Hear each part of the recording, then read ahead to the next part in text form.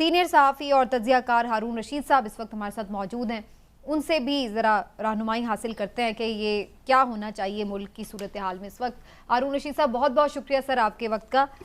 सबसे पहले चूँकि मुज़ाकरात की बात हो रही है, इसी पर आपकी राय लेना चाहूँगी सर। ये हमाद अज़हर साहब कहते हैं कि जी हमने इनसे मुज़ाकरात नहीं करने हुकूमत से, क्योंकि ये हकीकी फ़ैसला साज नहीं है, और दूसरी तरफ हुकूमत भी इंटरेस्टेड नहीं है और ना फ़िलहाल कोई उन्हें ज़रूरत महसूस हो रही है कि वो कमज़ोर पोजीशन में मौजूद पीटीआई से मुज़ाकरात करें। तो आपको लगता है मुज़ाकरात किसी तरह भी, किसी सतह पर भी किसी से होंगे?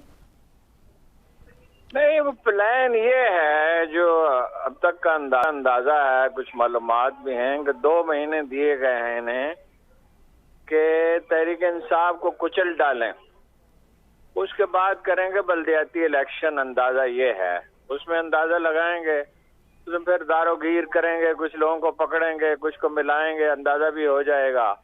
उधर जहांगीर तरीन लगे हुए हैं वो अपना मुर्गे जमा करने में, फिर वो परिंदे जमा समेट कर तो नवाज शरीफ से की तरफ जाएंगे। नवाज शरीफ तैयार नहीं है, वो कहते हैं कि भाई ये इनको अगर हम टिकट देंगे, अकोमोडेट करेंगे तो हमारे लोग कहाँ जाएंगे। तो अंदाजा ये है कि काफ लीग, जहांगीर तरीन ग्रुप और जरदारी साहब ये इकट्ठे होंगे। जरदारी साहब तकरीबन मालिक खौलिया की हालत में है, बेटे को वजीर आजम बनाने के लिए बार बार उसे अमेरिका भेजते हैं।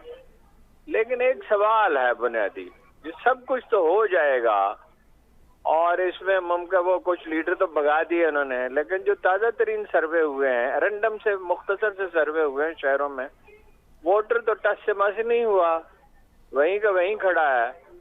तो ये प्लान किसी का कामयाब होता नजर आता नहीं है।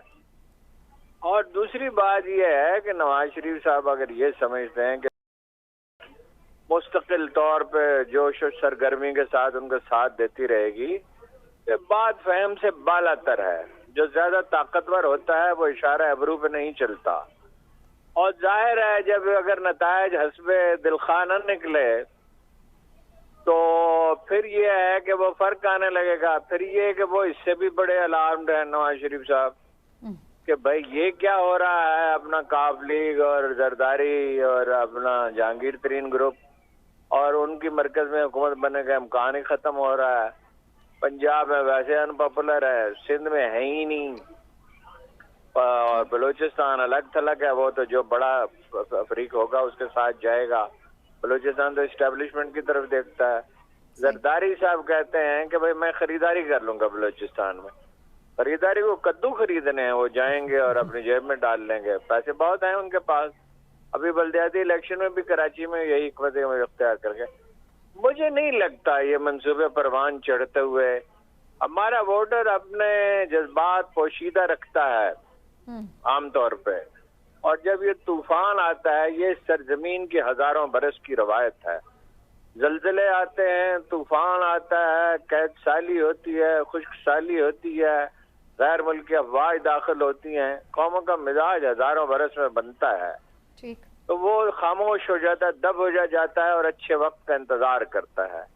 2-3 माह ये कोशिश करेंगे, अगर वोटर डटा रहा, अगर पीटीआई के लोग सिर्फ एक चीज से बच जाएं, मायूसी से, और ये बार बार मैसेज खान साहब को देना चाहिए, उनके लीडरशिप को देना चाहिए कि भाई मायूसी का शिकार न हो, और उसके लिए क़यादत का मसला है। अभी से होमवर्क शुरू करें और क़यादत का इंतखाब करें। पहला इंतखाब तो दुरुस्त साबित नहीं हुआ, लेकिन अब देखें ना, नए लीडर इमर्ज हुए हैं। वो जो खातून है, उनका नाम क्या है, मेरे ध्यान से उतर गया, वो जिसको पकड़ा हुआ है मरियम नवाज के कहने पर, उसको मरियम नवाज के खिलाफ खड़े कर दें तो वो तकरीर तो वैसे ही अच्छी करती है। अच्छा, तो 2-3 है जो सोशल मीडिया पे एक्टिविस्ट थी, आप उनकी बात कर रहे हैं?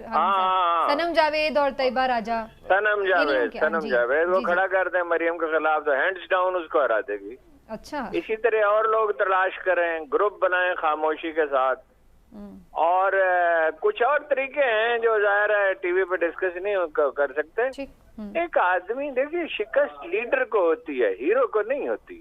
एक आदमी जिसके 70% वोट है, मिनिमम 60% है, और ये लोग इकट्ठे कैसे रहेंगे, ये मुत्तफिक उम्मीदवार कैसे खड़े करेंगे? हारून साहब ये फरमाइएगा कि ये तो बात ठीक है, आपकी 70% या 60% वोट हैं, लेकिन असल सवाल वही है जो आपने खुद भी फरमाया, मायूसी का। तो क्या आप समझते हैं कि 2-3 महीने अगर यही सूरत हाल रही और लीडरशिप भी कोई उस तरह से एक्टिव ना हो सकी तो वो वोट उतने फीसद बाकी रहेगा? रखा जा सकता है, उसके तरीके होते हैं। उम्मीद बरकरार रखने के तरीके हैं। ये देखिए ना, आप सिर्फ इतना ही काम करें कि मायूसी के बारे में जो कुरान करीम के आयात और अहादीस हैं और तारीख की जो मिसालें हैं, वो सिर्फ इतना ही करें, एक ग्रुप बन जाए जिसका बेशक कोई ताल्लुक हेड ऑफिस से न हो, और वो ये सारी चीजें तलाश करें और कहें कि सब्र का मुजाहरा करें, एहतियात का मुजाहरा करें, हिकमत का मुजाहरा करें, फिलहाल खामोश रहें और डोर टू डोर जाएं और वर्करों से राब्ता रखें और उस दिन का इंतजार करें। इलेक्शन का ऐलान होते ही माहौल बदलने लगता है। लेकिन हारून रशीद साहब, ये इलेक्शन का ऐलान होगा जिस तरह आप कह रहे हैं, अगर वोटर इतना इंटैक्ट है पीटीआई का अभी तक, तो फिर होगा ही ना। इनको अल्लाह ताला ने अपने खुदाई इख्तियारात तो नहीं दे दिए ना। जब इकानमी बिल्कुल नहीं चलेगी, IMF ने तो साफ इनकार कर दिया। तो इस सूरत हाल में जब इकानमी बिल्कुल ही बैठने लगेगी तो कुछ सख्त फैसले करने होंगे। मसलन ये दुकानें जल्दी बंद करनी होंगी, FBR की तश्कील नौ करनी होगी और बहुत सी चीजें करनी होंगी। टैक्स का दायरा वसी करना होगा, जिम्मेदार टैक्स नहीं देते, अपना ताजर टैक्स, दुकानदार टैक्स नहीं देते। कराची की एक बाजार का टैक्स लाहौर शहर के बराबर है। हुक्म, ये नून लीग की हुक्मरानी का समर है। तो सख्त फैसले अगर आपको जिंदा रहना है, और ये याद रखिए कि इंसान की सबसे ताकतवर जबिल्लत सर्वाइवल की इंस्टिंक्ट है, जबिल्लत है। बिल्कुल ठीक। तो अगर आपको जिंदा रहना है तो सख्त फैसले करने होंगे। नवाज शरीफ साहब तो नहीं कर सकते, शहबाज शरीफ साहब तो बिल्कुल ही बताशे की तरह बैठ गए, जरदारी साहब तो नहीं कर सकते। ये तो 90s में 80s में रह रहे हैं, इनका तो पास कोई विजन नहीं है। वो फैसले आखिर करने ही होंगे, और वो करने के लिए इलेक्शन चाहिए होंगे। नहीं करता। लेकिन हारून साहब, ये फरमाइएगा कि जिस जमात के कारकुन की ट्रेनिंग ही जज्बात की बिना पे हो, जिसका मोड ही एग्रेसिव रहा हो, वो सब्र कैसे करेगी? उसके लिए सब्र करना या ये करना जरा मुश्किल नहीं हो जाएगा? है ना, आप अग्रेसिव होते हैं, हर नौजवान आदमी, नौजवानों की अक्सरियत अग्रेसिव होती है।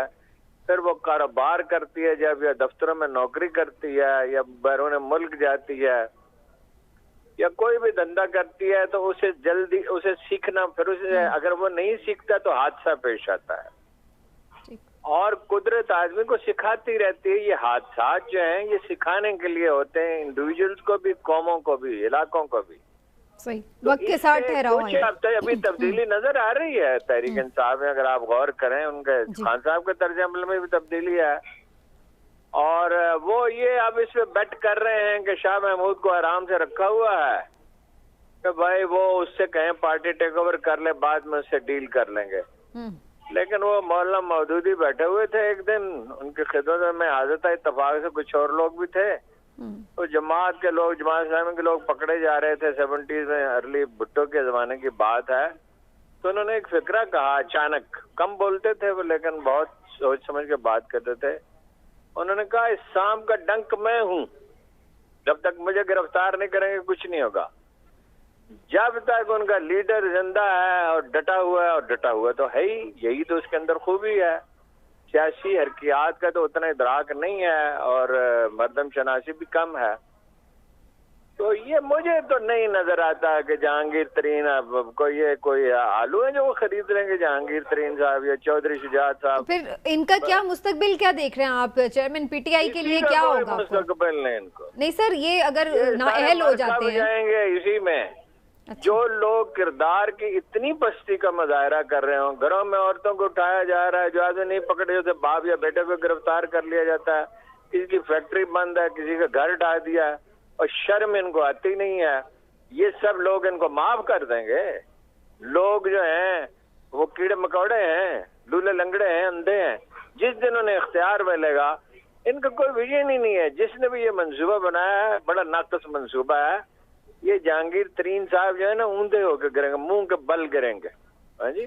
नहीं, लेकिन हारून साहब, अगर ये सारा कुछ तो मुमकिन नहीं होता। ये उम्मीद तो चेयरमैन पीटीआई के डटे रहने से ही जुड़ी हुई है। लेकिन अगर उनको नाअहल कर दिया जाए, जेल में डाल दिया जाए, कोई भी इस तरह का मामला हो जाता है, तो आप समझते हैं फिर भी मैंने आपको पिछली दफा बताया था जी, 70% पाकिस्तानियों को मुल्क से निकाल दें। सूडान के साथ एग्रीमेंट कर। ठीक है